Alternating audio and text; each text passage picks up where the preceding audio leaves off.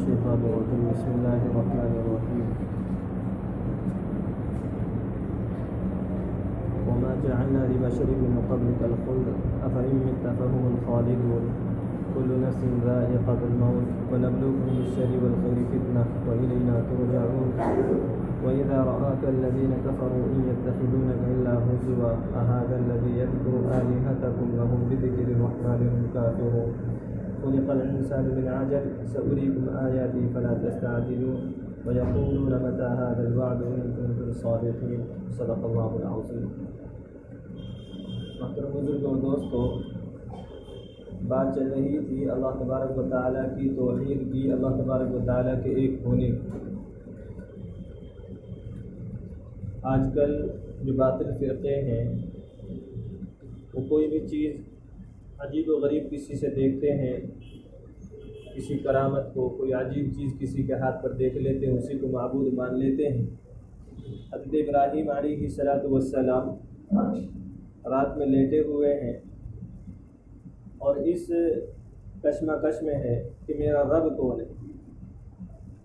رات میں دیکھا کہ ستارے نکلے ہوئے ہیں، کہا چمک رہے ہیں، پھر اس کے بعد چاند نکلا، کہا کہ یہ بڑا ہے، یہ میرا رب ہوگا۔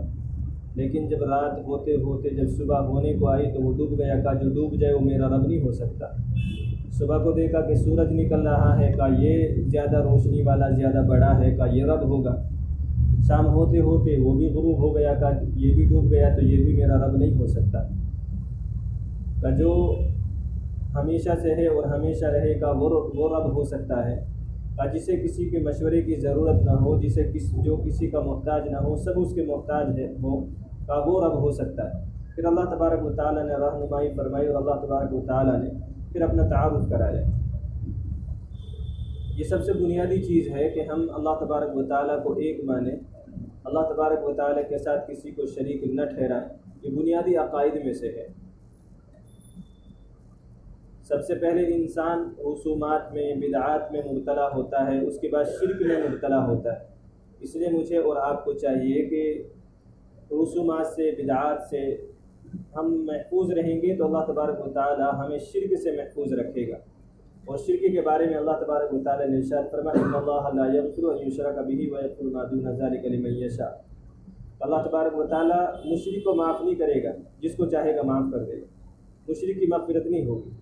اس لیے ہمارے جو عقائد ہیں، ہماری جو بنیادیں ہیں اسلام کی، توحید کی، اس میں ہم مضبوط ہوں، وہ علماء کرام سے، مفتیان کرام سے معلوم کر کے ہمارے عقائد مضبوط ہوں۔ تو فرمایا اللہ تبارک و تعالیٰ نے وما جعلنا لبشر من قبلک الخلد۔ کافر لوگ یہ کہا کرتے تھے اللہ کے نبی صلی اللہ تعالیٰ علیہ وسلم کے بارے میں، جب اللہ کے نبی صلی اللہ تعالیٰ علیہ وسلم ان کو دعوت دیا کرتے تھے توحید و رسالت کی، اور ان کو ڈرایا کرتے تھے کہ اللہ تبارک و تعالیٰ کا عذاب آ جائے گا، تو کافر یہ کہا کرتے تھے کہ یہ انسان ہے، یہ بشر ہے، اور ایک دن یہ بھی مر کر کے چلے جائیں گے دنیا سے۔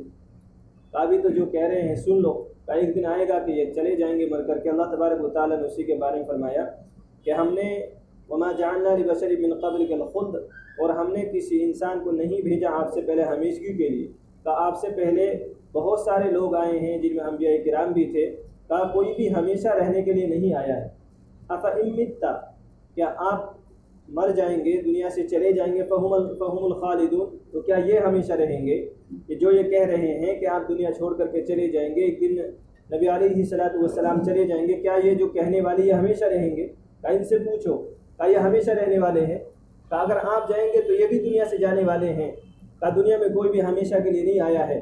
دنیا میں یہ اللہ تبارک و تعالیٰ کا اصول اور قانون ہے کہ جو چیز پیدا ہوئی ہے وہ ناپید ہوگی، وہ چاہے انسان ہو، چاہے وہ جانور ہو، چاہے وہ گھاس پھوس ہو، یا دنیا میں آنے والی اور بسنے والی کوئی بھی چیز ہو، جمادات ہو، نباتات ہو، حشرات الارض ہو، کوئی بھی ہو، جو چیز پیدا ہوئی ہے اس کو ناپید ہونا ہے۔ اللہ تبارک و تعالیٰ اول سے ہے آخر تک رہے گا، ابتدا سے ہے انتہا تک رہے گا۔ اس لیے اس کے علاوہ اللہ تبارک و تعالیٰ نے ہر چیز کو پیدا کیا اور ہر چیز کو موت آئے گی۔ تو فرمایا افإن مت، کیا آپ اگر مر جائیں گے، فہم الخالدون، تو کیا یہ ہمیشہ رہیں گے؟ جو لوگ یہ کہہ رہے ہیں کہ کل نفس ذائقۃ الموت، کہ ہر نفس کو، ہر جان کو موت کا ذائقہ چکھنا ہے۔ اللہ تبارک و تعالیٰ نے قرآن کریم میں جہاں بھی موت کے کا ذکر کیا ہے، وہاں مرنے کا نہیں بلکہ موت کے ذائقے کا ذکر کیا۔ تو معلوم یہ ہوا کہ جب آدمی مر جائے گا تو اس کے مرنے کے بعد جب وہ قبر میں چلا جائے گا اور جب وہ میدان محشر میں اٹھے گا تب بھی وہ اپنے اندر، اپنی زبان کے اندر موت کی کا جو کڑواہٹ تھی، موت کی جو سختی تھی، اس کو محسوس کرے گا۔ اسی لیے اللہ تبارک و تعالیٰ نے فرمایا ذائقۃ الموت، موت کا ذائقہ چکھے گی ہر جاندار چیز، جو بھی چیز پیدا ہوئی ہے، جو بھی چیز جاندار ہے، اس کو موت کا ذائقہ چکھنا پڑے گا۔ اسی لیے جو آدمی گناہ گار ہے اس کی موت بڑے سخت طریقے سے آئے گی۔ فرمایا ایسے جیسے زندہ چڑیا کو آگ پر بھونا جا رہا ہو، بلکہ ایک جگہ پر فرمایا کہ ایک خاردار جھاڑی ہو، اس کے اوپر کسی چادر کو ڈال دیا جائے اور پھر اس کو ایک دم سے کھینچا جائے کہ جیسے وہ تار تار ہو جاتی ہے، کہ انسان کی جب روح سے انسان کے جسم سے جب روح نکالی جاتی ہے کہ اس کی ہڈیاں ایسے ہی تار تار ہو جاتی ہیں۔ جو گناہ گار ہیں کہ ان کو بڑی تکلیف کا سامنا کرنا پڑتا ہے، جو نیک ہے اللہ تبارک و تعالیٰ ان کو زیادہ احساس نہیں کراتا۔ قال کل نفس ذائقۃ الموت، ہر جاندار کو موت کا ذائقہ چکھنا ہے۔ ونبلوکم بالشر والخیر فتنہ، اور فرمایا کہ ہم تم کو شر اور خیر کے ذریعے سے آزمائیں گے۔ اللہ تبارک و تعالیٰ آزماتا ہے، کبھی بھلائی دے کر کے، یعنی کبھی تو مال و دولت دے کر کے، اور کبھی اللہ تبارک و تعالیٰ مال و دولت دے کر کے، اور کبھی اللہ تبارک و تعالیٰ صحت دے کر کے، اور کبھی اللہ تبارک و تعالیٰ تکلیف اور مصیبت دے کر کے۔ یہ اللہ تبارک و تعالیٰ ہر انسان کو ہر طریقے سے آزماتا ہے، کبھی پریشانی اور حالات ڈال کر کے اور کبھی خوشی دے کر کے۔ اس لیے کسی بھی حال میں ہو اللہ تبارک و تعالیٰ کے حکم کا دامن نہیں چھوٹنا چاہیے۔ ہم اللہ تبارک و تعالیٰ کے حکم پر عمل کرنے والے ہوں، ہم خوشی میں ہو یا غم میں، ہم راحت میں ہو یا آرام میں، کسی بھی چیز میں ہو، ہمیں چاہیے کہ ہم اللہ تبارک و تعالیٰ کے حکم پر عمل کرنے والے ہوں۔ وَنَبْلُوكُم بِالشَّرِّ وَالْخَيْرِ فِتْنَةً، اور ہم تم کو آزمائیں گے شر اور خیر کے ذریعے سے۔ وَإِلَيْنَا تُرْجَعُونَ، اور ہماری ہی طرف تم لوٹ کر کے آؤ گے۔ کہ دنیا میں کتنا بھی رہ لو، کتنا بھی بھاگ لو، کہ لوٹ کر کے اللہ تبارک و تعالیٰ ہی کے پاس جانا ہے، اس پوری زندگی کا حساب دینا ہے۔ عقل مند انسان وہ ہے جو موت سے پہلے موت کی تیاری کر لے۔ اللہ تبارک و تعالیٰ نے مجھے آپ کو موقع دیا ہے، کتنے ہمارے رشتہ دار، ہمارے دوست احباب، ہمارے عزیز اقارب، ہمارے اپنے ساتھ میں رہنے والے، تعلق والے جو کل تھے آج نہیں ہیں، ایک دن ہوگا کہ ہم بھی نہیں ہوں گے، دوسرے ہماری جگہ پر ہوں گے۔ تو عقل مند انسان وہ ہے جو مرنے سے پہلے موت کی تیاری کر لے۔ وَإِذَا رَآكَ الَّذِينَ كَفَرُوا إِن يَتَّخِذُونَكَ إِلَّا هُزُوًا، اور فرمایا کہ جب یہ کافر آپ کو دیکھتے ہیں تو یہ آپ کا مذاق اڑاتے ہیں۔ نبی علیہ السلام کو اللہ تبارک و تعالیٰ فرما رہے ہیں کہ جب یہ کافر آپ کو دیکھتے ہیں تو آپ کا مذاق اڑاتے ہیں۔ أَهَٰذَا الَّذِي يَذْكُرُ آلِهَتَكُمْ، کیا یہ کہتے ہیں کافر لوگ، کیا یہی ہے وہ جو ہمارے معبودوں کو برا بھلا کہتا ہے؟ کہ وَهُمْ بِذِكْرِ الرَّحْمَٰنِ هُمْ كَافِرُونَ، اللہ تبارک و تعالیٰ اس کا خود جواب دے رہے ہیں کہ جبکہ یہ رحمان کو یاد کرتے ہیں، رحمان کا انکار کرتے ہیں، کہ نبی علیہ السلام ان کے معبودوں کا انکار کرتے ہیں، کہ یہ بھی تو اللہ تبارک و تعالیٰ کا رحمان کا انکار کرتے ہیں، کہ جبکہ ان کے معبود نے باطلہ پر بہت ساری دلائل ہے کہ وہ باطل ہیں، کہ جو بت اپنے اوپر سے مکھی نہیں اڑا سکتا، وہ دوسروں کو کیا نفع نقصان پہنچائے گا۔ کہ یہ أَهَٰذَا الَّذِي يَذْكُرُ آلِهَتَكُمْ، کیا یہی ہے وہ جو تمہارے معبودوں کو برا بھلا کہتا ہے۔ وَهُمْ بِذِكْرِ الرَّحْمَٰنِ هُمْ كَافِرُونَ، اللہ تبارک و تعالیٰ فرماتے ہیں کہ جب کہ یہ رحمان کا انکار کرتے ہیں، اللہ تبارک و تعالیٰ کی ذات کا یہ خود انکار کرتے ہیں۔ خُلِقَ الْإِنسَانُ مِنْ عَجَلٍ، اللہ تبارک و تعالیٰ فرمائے انسان کو جلدی پہ پیدا کیا گیا، انسان جلد باز ہے، انسان کی فطرت میں ہے جلدی کرنا۔ سَأُرِيكُمْ آيَاتِي فَلَا تَسْتَعْجِلُوا، فرمایا کہ میں تم کو اپنی نشانیاں بہت جلدی دکھاؤں گا، کہ تم جلدی مت کرو۔